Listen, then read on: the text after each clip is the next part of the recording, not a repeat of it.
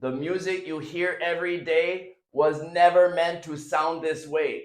It was deliberately chosen to keep humanity out of balance.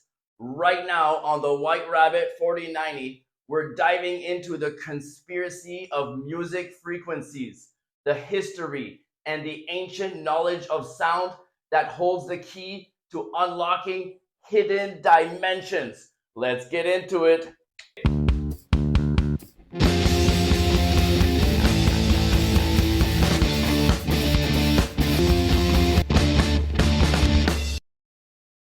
For thousands of years, instruments across the world were tuned in many ways, but one particular pitch, 432 hertz, kept appearing again and again. Musicians, mathematicians, and mystics believed this tuning resonated with the natural frequencies of the earth, the body, and even the cosmos.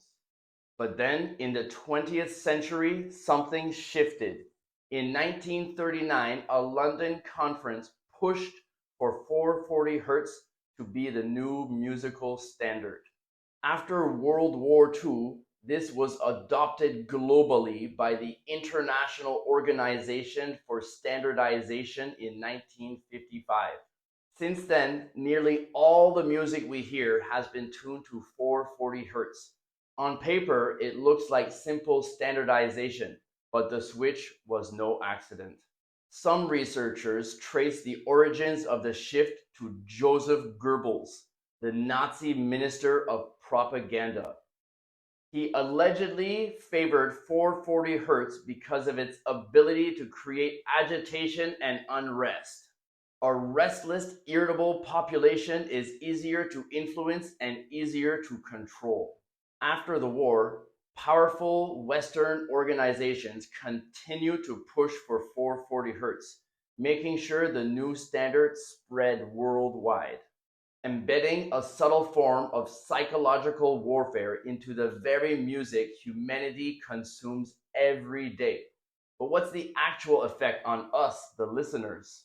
Supporters of 432 hertz say it aligns with the natural vibration of life itself.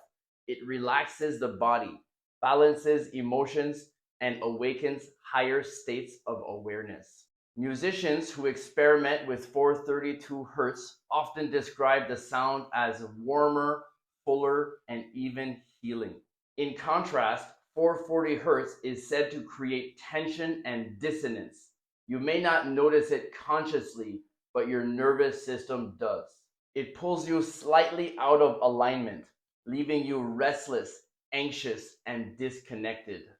Most Western music is tuned so that the note A above middle C vibrates at 440 hertz. Every other note is tuned in relation to that standard. If artists record in 432 hertz, major studios will retune records in 440 hertz before release.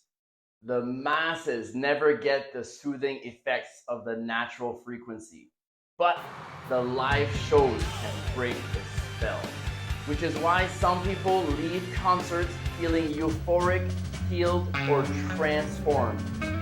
I strongly suggest in giving 432 hertz music a try. Just type in 432 HZ and the name of your favorite song on YouTube and have a listen. My go-tos are Wagner's Ride of the Valkyries, Beethoven's Fifth Symphony, and even the Counting Crows' Mr. Jones is available in 432 hertz. Whatever tickles your fancy is probably there too. You'll feel the difference, at least I do. What are the benefits of 440 hertz to the powers that be? A population kept in stress and discomfort is easier to manipulate. People disconnected from nature and spirit are less likely to rise up, unite, and seek deeper truths. And when you're restless, you're more likely to consume products, entertainment, distractions, feeding the very system that benefits from your imbalance. Music should liberate us. Instead, it has been hijacked into a weapon. The brain processes information electrically within a narrow range of frequencies. If outside signals are broadcast in the same range, the brain decodes them just like its own thoughts. This means our perception can be manipulated. The CIA tested this in Iraq with their silent subliminal technology that I introduced in my HARP weather and mind control episode. If you haven't seen it, be sure to check it out. But it isn't just weapons. The Roman Catholic Church once suppressed 152 Gregorian chants, including the hymn John the Baptist, called one of the most spiritually uplifting pieces ever created, written in 6 tones. It was hidden for centuries and only recently recovered. These 6 tones from the original Solfeggio scale, ancient sound codes said to bring the mind, the body, and the spirit back into balance. Each tone carries power.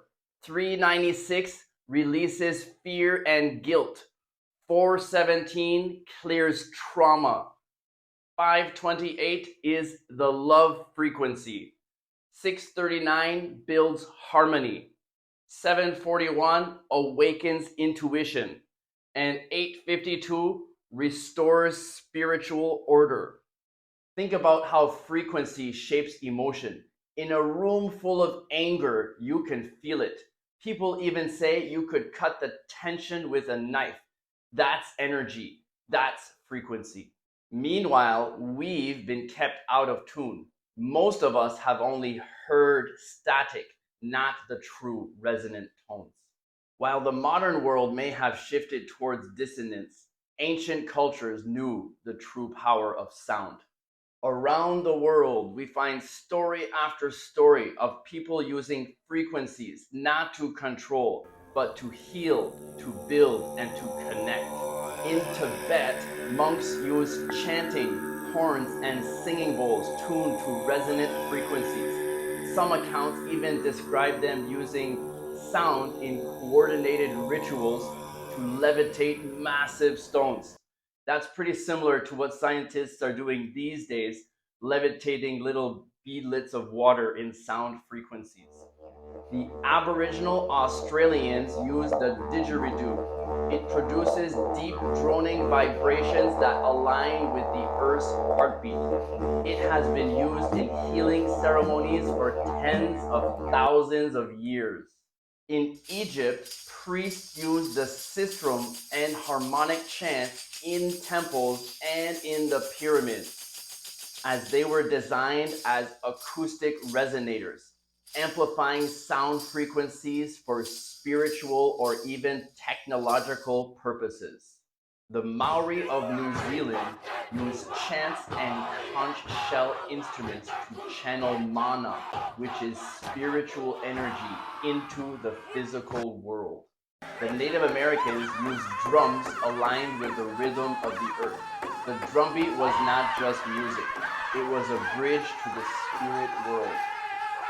In India, the sacred syllable is believed to vibrate at the frequency of the universe, 432 hertz.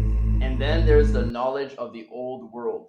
Many researchers of hidden history believe the Tartarian Empire built vast healing centers, cathedrals, churches, and grand halls that were not just architectural wonders, but acoustic machines.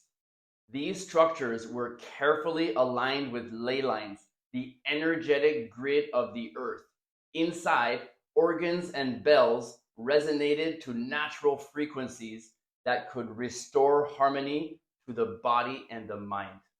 Speaking of the great bells of the old world, they weren't just used to call people to prayer, they were tuned instruments of healing.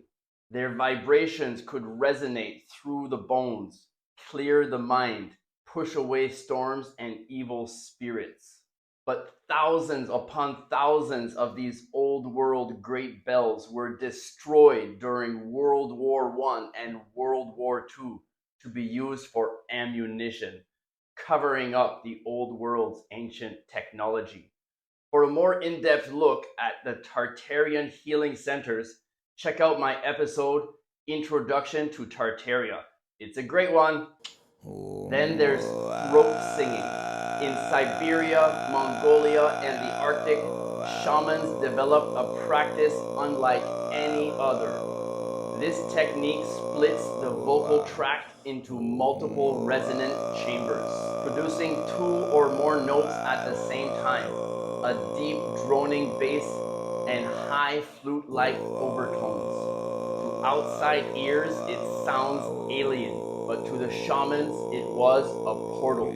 The deep drone connected them to the earth.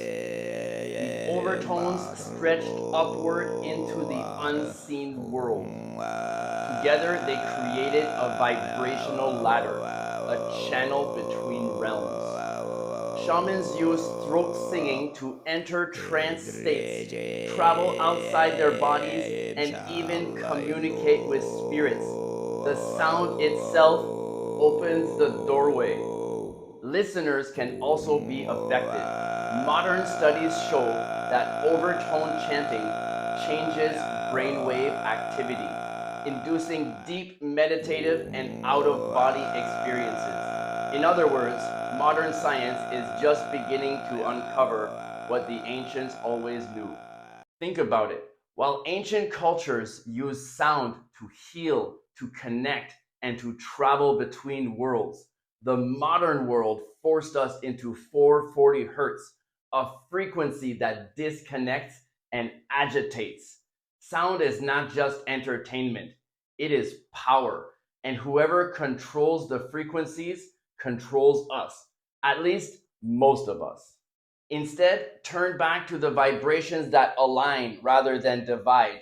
432 and 417 hertz tones, Mongolian throat singing, Tibetan singing bowls, and the sacred Indian These sounds don't just pass through your ears, they resonate within your entire being, unlocking the forgotten power within your soul. And as always, I'm not saying this and every story I share is 100% true. I'm just telling a story and you can believe what you want. Even better, dig deeper, do your own research, and share your findings in the comments. I always reply. Uncovering the truth, one conspiracy at a time. See you next week on the White Rabbit 4090.